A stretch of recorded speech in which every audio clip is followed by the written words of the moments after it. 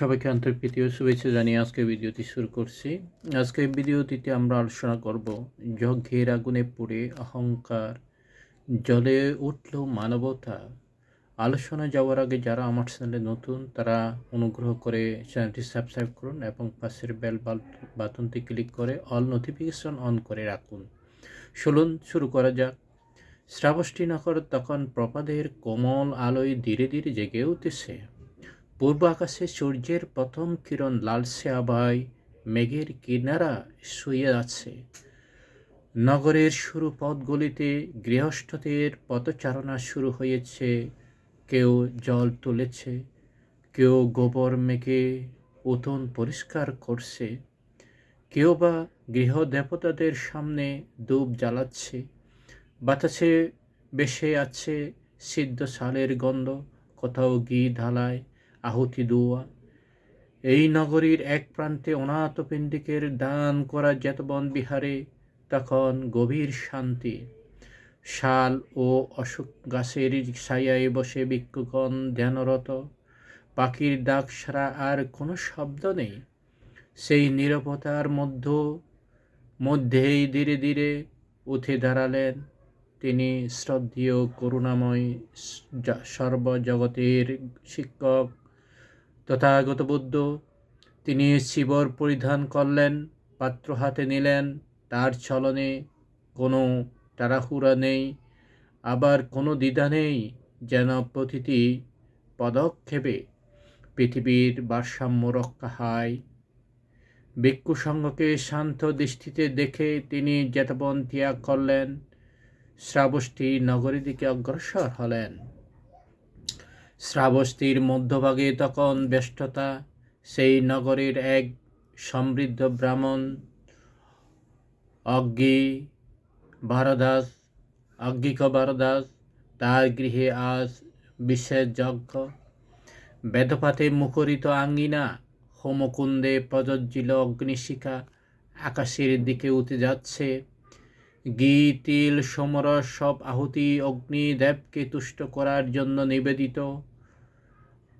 অজ্ঞিক বারদাস তখন যজ্ঞের প্রধান, শ্বেতবসন পরিহিত, কপালে চন্দনের তিলক, কণ্ঠের রুদ্রাক্ষমালা, তার চোখে আত্মগর্বের দীপ্তি। তিনি বিশ্বাস করেন জন্মই মানুষের মর্যাদা নির্ধারণ করে। ব্রাহ্মণ কুলে জন্ম মানেই পবিত্রতা শ্রেষ্ঠ। ঠিক সেই সময় দূর থেকে তিনি দেখলেন এক ভিক্ষু ধীরে ধীরে তার গৃহের দিকে আসছেন। মাথা মণ্ডিত, গায়ে গেরুয়া বসন, হাতে ভিক্ষাপাত্র।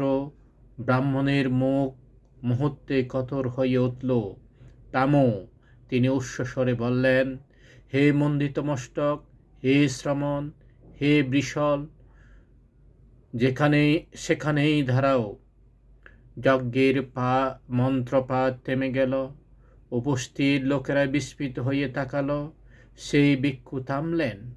তার মুখে কোনো বিরক্তি নেই অপমানের ছায়া। গভীর শান্ত শোকে তিনি ব্রাহ্মণের দিকে তাকালেন। ভগবান মৃদু কণ্ঠে বললেন, হে ব্রাহ্মণ, তুমি কি জানো কাকে বৃষল বলা হয়? আর কি কারণে কেউ বৃষল বা নিচজাতি হয়ে থাকে? অজ্ঞিক বরদাস একটু থমকালেন। এমন প্রশ্ন তিনি আশা করেননি। কিছুক্ষণ চুপ থেকে বললেন, না হে শ্রমণ, আমি জানি না। হে গৌতম, আপনি যদি জানেন তবে আমাকে বলুন, যাতে আমি বুঝতে পারি কে বিশল এবং কেন। ভগবান বললেন, তবে শোনো হে ব্রাহ্মণ, মনোযোগ দিয়ে শোনো। চারিদিক নিস্তব্ধ হয়ে গেল। অগ্নিশিখার শব্দ ছাড়া আর কিছুই শোনা যায় না। বৌদ্ধ কথা বলতে শুরু করলেন। তার কণ্ঠে ছিল না কোনো তিরস্কার, ছিল না অহংকার, ছিল কেবল সত্যের দীপ্তি। যে ব্যক্তি ক্রোধের অন্ধ, হিংসার পূর্ণ, পাপ করে, গোপন করে, মিথ্যা দৃষ্টিতে আসন্ন, তাকেই বিশল বলে জানবে। অজ্ঞিক বারদাসের ভ্রু কুঁচকে গেল। তার মনে পড়ল কতবার তিনি রাগে দাসদের অপমান করেছেন। বুদ্ধ বললেন, যে ব্যক্তি পশু পাখি সকলের প্রতি নিষ্ঠুর, যার অন্তরে দয়া নেই, সেও বিশাল। যজ্ঞের পাশে বাঁধা একটি ছাগলের দিকে আজ্ঞিক বারদাসের চোখ গেল। আজই সেদিকে বলি দেয়া হবে। যেই ব্যক্তি গ্রাম ও নগর ধ্বংসের চক্রান্ত করে লাঞ্ছনার আনন্দ পায়, সেই বিশাল। যে চুরি করে ঋণ শোধ করে না, পালায়, মিথ্যা সাক্ষ্য দেয়, সে বিশাল। প্রতিটি বাক্য যেন তীরের মতো ব্রাহ্মণের বুকে বিদ্ধ হচ্ছিল। বুদ্ধ অব্যাহত রাখলেন, যে আত্মীয়ের স্ত্রীর প্রতি লোভ করে, বৃদ্ধ পিতামাতার ভরণ পোষণ করে না, মাতা পিতা ও গুরুজনকে কটু বাক্যে আঘাত করে, সেই বিশাল। আজ্ঞিক বরদাসের মনে পড়ল তার বৃদ্ধ মায়ের কথা, যাকে তিনি বহুদিন অবহেলায় রেখেছেন। যে পাপ করে লুকিয়ে রাখে, মুখ পবিত্রতার ভান করে, সে বিশাল। যে পরের বাড়িতে ভালো খায় অথচ নিজের ঘরে অতিথিকে অবহেলা করে, সে বিশাল।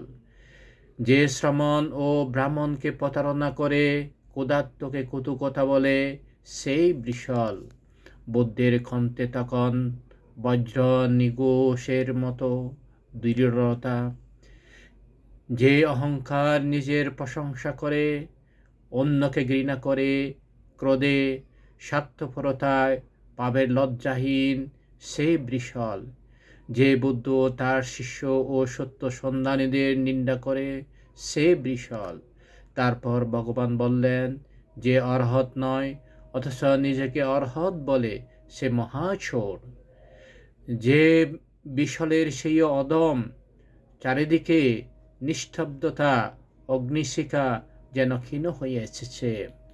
অবশেষে বুদ্ধ বললেন, সেই বাক্য যা যুগ যুগ ধরে প্রতিধ্বনিত হয়েছে, জন্মের দ্বারা কেউ বিশাল হয় না, জন্মের দ্বারা কেউ ব্রাহ্মণ হয় না, কর্মের দ্বারাই মানুষ বিশাল হয়, কর্মের দ্বারাই মানুষ ব্রাহ্মণ হয়।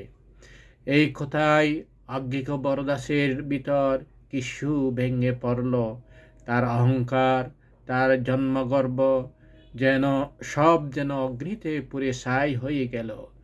বুদ্ধ উদাহরণ দিলেন, চন্দালের পুত্র মাতঙ্গকে দেখো, জন্মে সে নীচ ছিল, কিন্তু কর্মে সে মহিমান্বিত হয়েছে, ব্রহ্মলোকে পৌঁছেছে, জাতি তাকে আটকাতে পারেনি। আর বহু ব্রাহ্মণ জন্মে উষু হলেও পাপে ডুবে দুর্গতিতে যায়, জাতি তাদের রক্ষা করতে পারে না।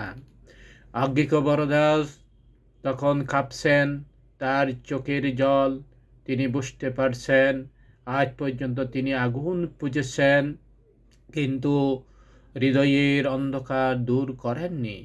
তিনি ধীরে ধীরে বুদ্ধের পায়ে লুটিয়ে পড়লেন। হে গৌতম, খুবই উত্তম।